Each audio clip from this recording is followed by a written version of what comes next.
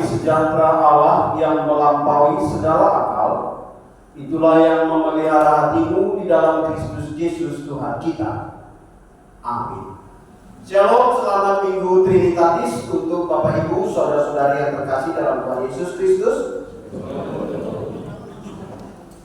Mungkin karena ini kita sudah mengenang hari kemerdekaan yang ke-79, ada baiknya kita serukan dulu. Shalom. Merdeka, merdeka, merdeka. 1, 2, 3. Shalom, merdeka, merdeka, merdeka. Nah, itu semangat kemerdekaan kita. Baik, kita akan merenungkan firman Tuhan dari kitab Amsal pasal 9 ayat 1 sampai dengan ayat 6. Topik kita membuang kebodohan dan mengikuti jalan pengertian. Kita akan membaca firman Tuhan. Bapak Ibu boleh menyimak dan mengikutinya dalam hati. Saya akan membacakan untuk kita.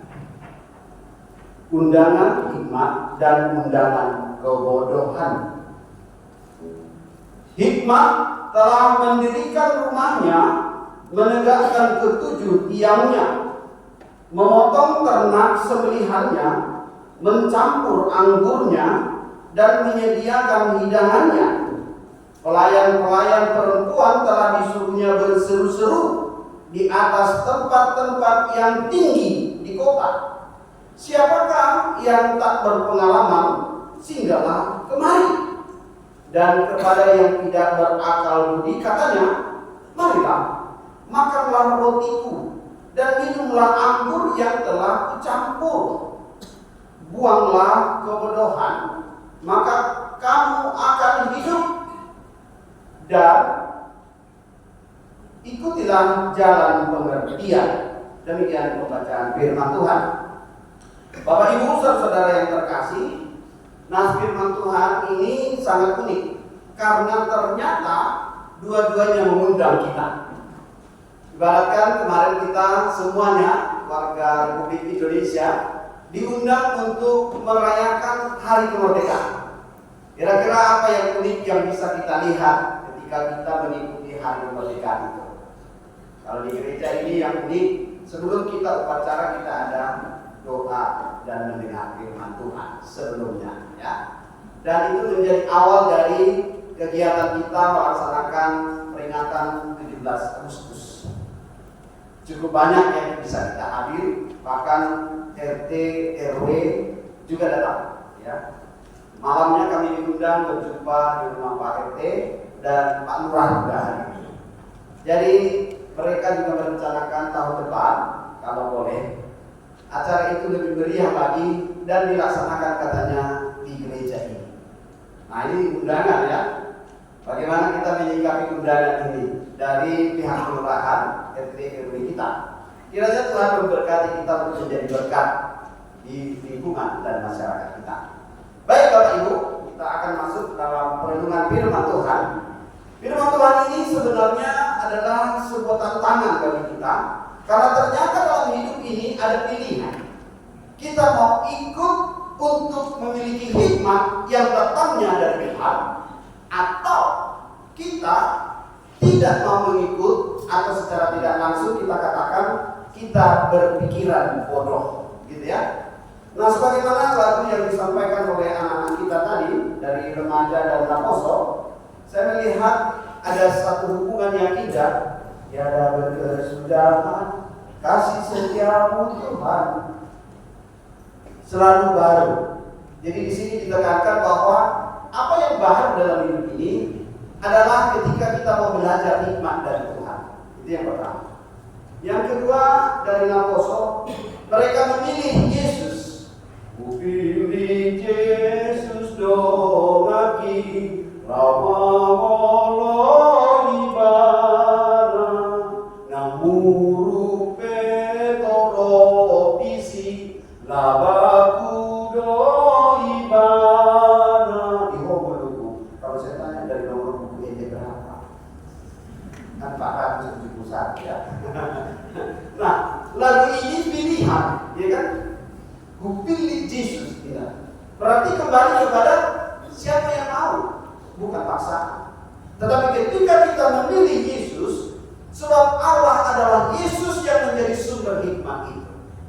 Dan ketika kita mau memilih Yesus, maka setiap hari perjalanan hidup kita akan diterangi oleh hikmat Tuhan. Nah, ini yang penting. Bagaimana dari Qur'an Ahmad juga, haleluya ya. Saya menuju bahwa Tuhan, ada solonya tadi. Saya menuju Tuhan, ya sekalian. Terdengar enak sekali. Ya. Dengan cara apa? Tuhan menjadi andalan, menjadi sumber, menjadi pertolongan, menjadi kekuatan. Bahkan bukan hanya sampai di dunia ini, sampai kehidupan di surga yang akan datang. Katanya tadi, saat berjabat kami itu surga, dohot Yerusalem lebar. Wah, luar biasa, apa-apa ya. Terima kasih untuk kornya, luar biasa. Kita tunggu kos lagi. Ya, adalah Ina Iksali mengatakan, dengarlah sembahku, doaku, pujianku, terimalah jiwa dan ragaku, tebuslah dosaku, ku yakin, aku percaya, sebab Kristuslah Raja. Inilah kesimpulan itu ya, Ina Iksali menyimpulkan semuanya. Baik, kita akan lihat secara langsung apa sebenarnya orang bodoh dan orang bijak. Ya, ini sama itu gimana tadi? Ya. Oke, ya. Orang bodoh hanya menggunakan kartu backpack, gitu ya sebenarnya. Hanya mengandalkan mulut. Orang pintar pakai otak. Biasanya kalau bapak-bapak di rumah jangan kiri dong, ya. Jangan kiri dong. Menurut pikiranku, gitu ya. Kalau ibu menurut perasaanku, enggak cocok dengan perasaannya yang ditinggalkan. Menggunakan otak, ya, itu orang pintar. Tapi orang bijak, orang yang berhikmat, ya walaupun disebut menggunakan hati, saya simpulkan ada menggunakan semuanya. Ya, dia pakai otak, menggunakan otak. Dia pakai hati, dia menggunakan hati. Kalau istilah kita, tubuh, jiwa, dan rohnya dia pakai. Untuk apa? Untuk dia bisa menggapai apa yang sebenarnya yang harus dijawab dari undangan Tuhan tadi. Karena ada dua undangan, undangan hikmat dan undangan kebodohan. Undangan hikmat itu sama dengan orang bijak ya. Orang bijak akan menerima kebenaran yang mengoreksi dirinya sekalipun dia dikatakan berlaku tidak baik atau salah. Itu orang bijak. Orang bijak itu terbuka untuk sesuatu yang menuju kemajuan, menuju perkembangan, menuju kebaikan. Itu orang bijak, orang berhikmat. Orang bodoh itu akan selalu mendebat, mencari-cari cara supaya dia jangan salah. Gitu ya. Orang bodoh itu mendebat, mencari kebenaran dirinya atas kesalahan-kesalahannya, sehingga dia tidak akan menemukan solusi atas jalan hidup yang baik dan benar. Nah, mari kita introspeksi diri kita berada di posisi mana sekarang? Dari undangan sang pengamsal tadi. Kita lihat ketika Yesus menjelaskan firman Tuhan mengenai roti yang turun dari surga, Yesus berkata, "Akulah roti hidup." Ya, yang turun dari surga. Akulah makanan, tubuhkulah makanan, dan darahkulah minuman. Wah, mereka mendebat Yesus. Mereka mempersoalkan Yesus. Padahal Yesus sudah memberikan kepada mereka mukjizat dari 5 roti 2 ikan makan 5.000 orang. Bahkan kemudian mereka berkata, coba tunjukkan lagi mukjizat yang lain kepada kami. Bukan kekurangan mukjizat mereka, tetapi kekurangan iman, sehingga mereka menjadi bodoh. Itu Bapak Ibu. Jadi hubungannya dengan nas dalam Yohanes yang kita bacakan di epistel, mereka lebih cenderung untuk berlaku bodoh daripada berlaku berpengertian dan iman. Orang kata berkata, ijuk di para otan di parladia. Nabi Yusuf aku nahatam na oto tumpar bisa. Secara sederhana dikatakan bahwa orang bijak, orang pintar itu akan selalu menjadi sumber nasihat atau informasi. Selalu ditunggu kedatangannya. Bahkan selalu didengar apa kata-katanya. Bukan karena dia kuat suaranya atau bahkan karena dia pandai berkata-kata, bukan. Tetapi kata-katanya itu bermakna, berisi, bahkan berdampak. Tetapi orang-orang bodoh selalu mengucapkan kata-kata yang tidak bermanfaat. Gitu. Bahkan bisa sering sekali kalau orang bijak datang, suasana menjadi sejuk dan tenang. Kira-kira gitu. Tapi kalau orang bodoh datang, suasana ribut jadi kacau balau. Itu tanda yang sering terjadi. Jadi terjadi kekacauan. Nah, firman Tuhan ini mengingatkan kepada kita bahwa ada seorang misionaris mengingatkan kita waktu dulu dalam masa penginjilan. Dikatakan begini, Daftar pajong jong harajam ni dibata dito matomani harap na oto. Ini teguran untuk kita yang menjadi Kristen waktu itu. Kalau kita tidak mau belajar firman Tuhan, sia-sialah firman itu diberitakan. Mungkin satu salah, ya. Kalau kita tidak mau untuk introspeksi diri, koreksi diri, sejauh mana sebenarnya Tuhan ingin berbicara bagi kita melalui firman-Nya? Kira-kira apakah ada dari hati kita, dari kemauan kita untuk diubah oleh firman itu sendiri, oleh Tuhan sendiri? Karena firman itu adalah Tuhan. Nah, harap oto itu tetap tidak akan membawa manfaat dari pertemuan-pertemuan persekutuan ibadah. Yang dia bawa, adalah hal-hal yang tidak bermanfaat. Istilah kita kemarin kita ada acara di sini penuh ramai, lalu kemudian kita setelah menikmati segala suasana itu pasti akan tinggal di sini banyak sampah. Nah, hal yang bodoh itu adalah membawa sampah pulang ke rumahnya. Hal yang bijak adalah membawa makna inti. Apa sih yang bisa kita rasakan dari kegiatan kita acara peringatan 17 Agustus kemarin di gereja ini? Pasti kita akan melihat, wah luar biasa pertandingan yang dilaksanakan itu, walaupun dari tingkat sekolah minggu sampai bapak-bapak lansia, pertandingannya sama. Gak adil di Bapak ini, ya. Masa anak-anak sekolah minggu pertandingannya sama dengan senior? Tapi ternyata anak sekolah minggu tidak kalah, ya, tidak kalah. Mereka juga bersemangat untuk berlomba. Terlebih lansia juga ingin juara juga. Itu adalah sebuah semangat yang dimunculkan dari kemerdekaan. Lalu apa yang kita sekalian kemarin? Selain lucu mungkin, tapi bermakna. Karena apa? Perlu kerja tim, kerjasama. Kita berusaha, apalagi ketika oper-operan sarung ya. Awal kita memulai itu agak sedikit kacau, karena ada yang begini, ada yang begitu gitu. Tapi yang jelas, semua akhirnya bisa mengerti. Ternyata ada tanggung jawab yang harus kita kerjakan bersama. Itu pindahkan sarung itu. Walaupun itu kain sarung yang sangat ringan, tetapi ke depan itu menjadi beban kita. Apa yang mau kita kerjakan bersama? Jangan sampai tangan terlepas. Kalau tangan kita terlepas, tidak saling bergandengan tangan, maka kita akan kacau. Ibaratkan lidi, kalau satu dia gampang dipatahkan, tapi kalau dia berkumpul, akhirnya dia sulit untuk dipatahkan. Itu kekuatan kita, kekuatan dalam kegiatan ibadah dan gereja kita bulan upacara 21 Agustus.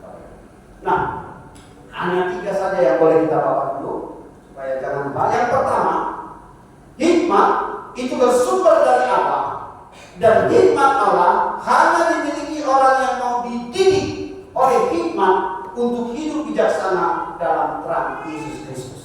Itu Bapak Ibu. Jadi nas ini mengajak kita untuk melihat bahwa tanpa penerimaan kita kepada Tuhan Allah, maka kita tidak akan bisa merasakan hikmat Tuhan yang menjadi sumber kekuatan bagi kita. Pengajar berkata, permulaan hikmat ialah takut akan Tuhan. Bahkan dalam surat Yakobus dikatakan, tetapi apabila di antara kamu ada yang kekurangan hikmat, hendaklah ia memintanya kepada Allah. Jadi kita sedang berhadapan dengan Allah ketika kita rindu untuk dipenuhi oleh hikmat, wisdom, Sophia, kebijaksanaan yang sumbernya dari Tuhan. Lalu yang kedua, kita melihat di sini menghidupi hikmat Allah sama artinya memulai hidup baru. Jadi minggu yang lalu kita bicara bicara tentang hidup yang lama, jangan berdusta. Itu hidup yang lama. Hidup yang baru berkata benar. Jadi hikmat itu adalah menuntun kita untuk bisa memulai pola hidup yang baru di dalam firman Tuhan. Oleh karena itu, sikap, perilaku, perbuatan, bahkan jati diri kita itu seharusnya menggambarkan iman kekristenan kita. Kemarin malam ketika kita ada acara di undangan Pak Lurah, saya diminta untuk berdoa di acara itu. Saya pikir kenapa? Di situ masih ada yang lain, tokoh agama lain ya. Mereka katakan, Pak Pendeta saja yang bimbing doa. Terima kasih untuk Tuhan karena saya diizinkan untuk mendoakan kelurahan Tamu Serapi atau kelurahan Tamu Serapi. Nah, tapi intinya di situ mereka sangat berterima kasih karena kita menghadiri acara ini. Dan terima kasih untuk seluruh jemaat Tuhan yang juga nanti boleh bergabung dalam kegiatan 24 Agustus yang akan datang. Ada keliling jalan bersama, ada pertandingan tumpeng dan yang lain-lainnya. Karena ternyata mereka mengharapkan kehadiran kita juga sebagai warga yang ada di RT 09 atau 05 ya. Nah, yang pasti mereka sangat senang atas kehadiran kita, Bapak Ibu. Dan di situ saya bisa mengenal ternyata banyak juga warga Kristen di lingkungan ini, tetapi bukan gereja kita, ya. Tapi yang jelas mereka menjadi warna yang menghidupkan suasana kehidupan di lingkungan ini. Laporan dari Pak Lurah, Pak RT, RW, ini lingkungan yang cukup aman, cukup tentram, dengan hidup toleransi.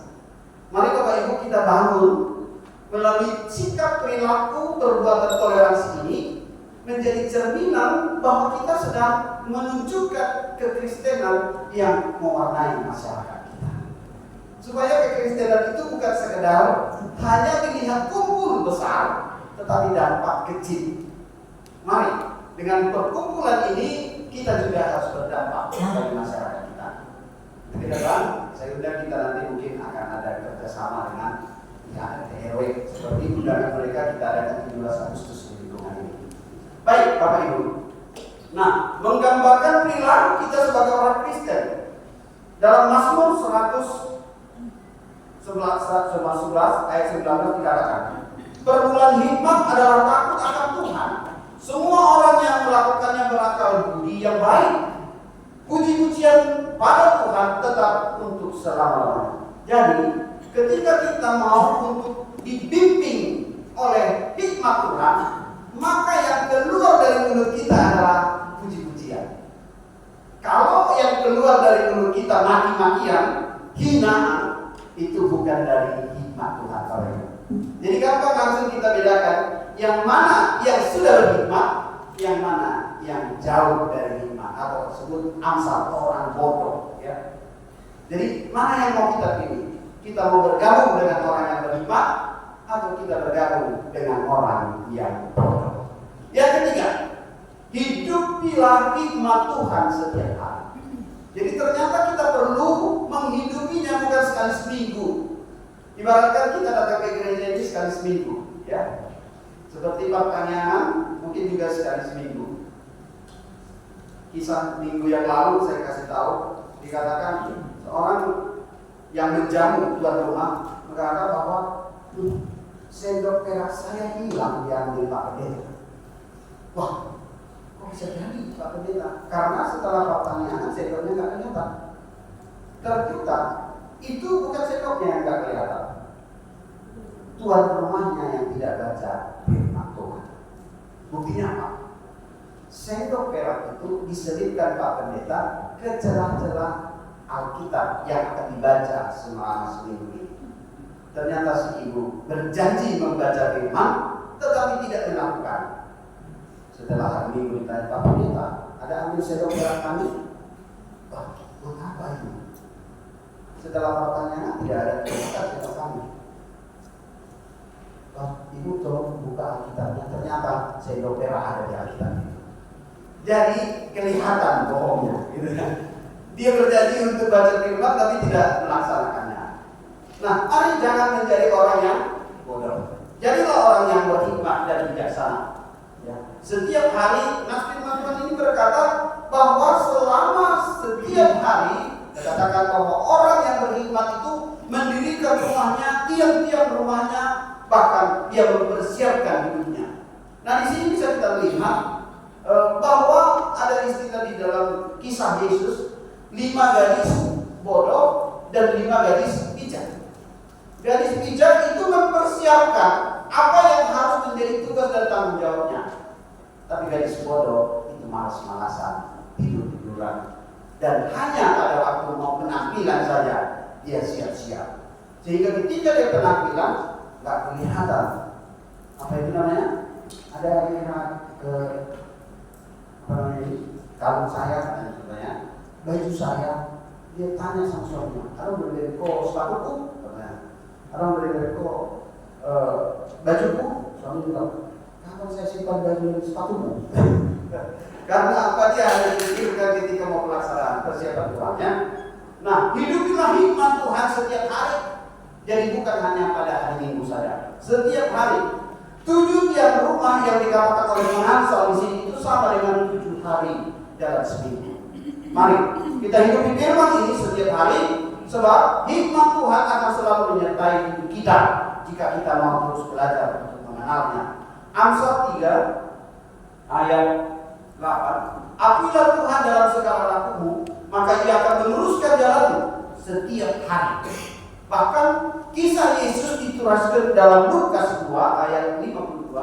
Yesus itu semakin bertambah besar, jadi fisik bertambah, itu tubuh, tetapi juga bertambah hikmatnya. Berarti bukan hanya sekedar badannya yang ganteng dan cantik, tetapi ternyata hikmatnya juga semakin terlihat. Tapi bukan hanya itu saja, dia semakin dikasihi oleh Allah dan sesama. Kenapa? Karena Tuhan mengizinkan kita berjalan dalam hikmat-Nya. Bisakah Bapak Ibu menerapkan ini dalam kehidupan kita sehari-hari, di dalam pekerjaan kita, di dalam keluarga kita, di dalam kehidupan kita sehari-hari? Next. Ada seorang anak ya dalam tradisi budaya tertentu lah sekarang. Kalau orang tua sudah tidak berfungsi lagi, tidak bisa diharapkan lagi, maka satu tradisi di sana itu membawa orang tua itu ke hutan untuk ditinggalkan di hutan. Itu ceritanya. Jadi dibiarkan di sana. Biarlah dia menyelesaikan hidupnya daripada menyusahi anak-anaknya atau cucunya. Tetapi apakah seorang tua yang kita kategorikan sudah berhikmat, sudah mengerti Tuhan, merau-rau, ketika si anak ini akan, istilah kita kata kasarnya, membuang orang tua? Itu tradisi yang ada di sana. Kenapa dia merau-rau? Bukan. Orang berhikmat akan membuka mulutnya untuk hal-hal yang penting dan berguna. Terserah kepada anaknya, karena dia sudah tidak bisa berjalan. Jadi digendong. Ditanya kita mau kemana, ada lagi, pokoknya ibu dia aja. Wah, gitu ya. Ternyata dibawa ke hutan. Nah, tujuannya supaya ibunya meninggal. Tapi ibunya berhikmat. Setiap mereka melewati ibunya itu, seperti kemarin ada pertandingan, ya bawa tepung, ya apa namanya itu, taruh tepung di atas kepala. Jadi setiap perjalanan dia sediakan tepung sepanjang perjalanan. Lalu dia coba raih beberapa ranting-ranting, dia patahkan sambil digendong anak. Lalu kemudian anaknya sudah merasa sudah tepat tempatnya ini untuk meninggalkan orang tuanya, lalu orang tuanya diturunkan di tempat hutan yang mungkin sepi tak berbahaya. Lalu kemudian dia berusaha pelan-pelan seolah-olah pura tidak tahu, sebentar dulu ya, maaf, ini dia. Lalu kemudian ditinggalkan. Lalu setelah dia tinggalkan, karena dia tadi tidak menghafal jalan menuju ke tempat itu, dia bingung. Bagaimana saya pulang, dia pikirnya. Sebelum jauh lebih baik saya kembali lagi menjumpai mama saya. Lalu setelah dijumpai, kenapa? Kamu datang lagi katanya, "Ma, saya nggak tahu jalan pulang." Oh, tidak apa-apa. Perjalanan kita tadi Mama tandai dengan tepung dan ranting-ranting yang patah. Kamu bisa pulang. Ikutilah tepung itu dan ranting-ranting yang patah. Kamu nanti tiba di rumah dengan selamat. Lalu si anak mengerti. Ternyata dalam kelemahan ibunya pun dia selalu memikirkan keselamatan anaknya. Sementara si anak sudah mulai melupakan kasih. Lalu dia sadar, saya menjadi anak yang tidak berbakti. Dia menangis. Lalu dia katakan, maafkan saya. Ternyata saya salah. Saya pikir dengan cara ini hidup saya lebih baik. Nanti ternyata saya tersesat. Mama, saya ingin kembali ke rumah. Biarlah kita bersama-sama. Saya percaya Tuhan sudah menuntun Mama untuk menuntun saya. Bapak Ibu, jangan kita lihat orang lemah karena fisik. Jangan kita lihat orang lemah karena dia masih biasa-biasa saja. Jangan kita lihat orang lemah karena penampilannya tidak wah dan luar biasa. Tapi lihatlah apa yang tercurah, yang dia ucapkan dan dia lakukan dalam hidupnya. Penampilan bisa kita rubah, tetapi isi hati, pikiran, dan perbuatan kita itu akan meliputi kita, kata bangsa. Mari kita perbaiki hidup kita menjadi orang yang baru, hidup baru dengan hikmat Tuhan, bukan dengan kata-kata, tetapi dengan tindakan nyata. Mari kita peduli dengan siapapun yang membutuhkan pertolongan Tuhan, sebab ketika kita mengizinkan hidup kita dipakai Tuhan, maka hikmat Tuhan akan terus mengalir dan bertambah-tambah dalam hidup kita. Orang bijak bukan hanya karena pintar, tetapi dia tahu bagaimana menggunakan seluruh kemampuan yang Tuhan berikan kepadanya untuk menjadi jawaban atas semua persoalan dan pergumulan di hidupnya. Itulah Tuhan pesankan bagi kita. Tuhan Yesus memberkati kita. Mari kita berdoa. Bapa di sorga, kami bersyukur Engkau menghadirkan kepada kami kuasa dari Yesus Kristus yang menyatakan kepada kami, inilah tubuhku dan inilah darahku. Setiap orang yang menerima Yesus sebagai Tuhan dan Juru Selamatnya, maka mereka itu akan memperoleh hikmat dan kebijaksanaan dari Tuhan. Karena permulaan hikmat adalah takut akan Tuhan. Ajari kami Tuhan untuk belajar bahwa tidak ada satupun yang bisa kami bawa dari dunia ini ketika kami akan mengakhirinya. Namun kami bisa mendapatkan banyak pertolongan dan berkat ketika hikmat Tuhan terjadi atas kami, dan ketika kami kembali kepada Tuhan. Perbuatan-perbuatan kami itulah yang menunjukkan bahwa kami adalah orang-orang yang mengikut Tuhan. Ajari kami Tuhan untuk tidak bersandar kepada kemampuan kami, tetapi bersandar kepada kasih dan kuasa Kristus, sehingga perjalanan hidup kami bukan hanya perjalanan yang untuk dipertontonkan, tetapi perjalanan yang membawa banyak orang mencintai dan mengenal Tuhan dalam hatinya. Terima kasih untuk seluruh hikmat Tuhan yang sudah diterima oleh jemaat-Mu. Biarlah kami boleh memilih untuk undangan itu dan berjalan bersama Kristus. Pilih Yesus Tuhan ini. Demikian pujian yang dinyanyikan oleh anak-anak. Biarlah mereka menjadi jawaban memilih Yesus dengan segenap hidup kami. Bahkan kami boleh taat dan setia, bersembah sujud, mendengar dan memuji Tuhan senantiasa. Itulah buah dari hikmat yang kami terima. Terima kasih Tuhan, biarlah seluruh jemaat-Mu yang akan kembali nantinya membawa hikmat Tuhan, mereka boleh menjadi berkat dalam seluruh kehidupan kami. Kami bersyukur untuk seluruh jemaat Tuhan yang hadir mendukung ucapan syukur atas hari kemerdekaan 17 Agustus di gereja. Berkati juga seluruh umat Kristiani yang berada di seluruh dunia ini yang juga merayakan 17 Agustus warga Indonesia. Sehingga kami bukan hanya sebagai warga yang menikmati kemerdekaan, tetapi kami juga mengisi kemerdekaan ini. Sebagaimana seorang putri Greta Thunberg yang terpilih untuk mengibarkan bendera di IKN. Berkati Tuhan kehidupan keluarga dari orang-orang yang mencintai Tuhan dan menjadi saksi Kristus. Terlebih mereka-mereka yang dipilih untuk melayani Tuhan di tengah-tengah masyarakat. Berkati juga para pemimpin-pemimpin kami, baik di tingkat RT, RW, kelurahan, bahkan kecamatan, dan juga wali kota, bupati, dan gubernur, bahkan presiden. Berkati Tuhan, sehingga seluruh kegiatan kehidupan bangsa dan negara kami boleh menjadi berkat dimanapun kami boleh berkarya. Kami berdoa untuk gereja HKBP di tengah-tengah pelayanan dan tugasnya, biarlah kami boleh terus sehati kompak bekerja sama dalam memberitakan Injil keselamatan. Berkati 12 misionaris yang diutus oleh HKBP ke Afrika. Berkati kehidupan mereka memberitakan Injil dengan sukacita.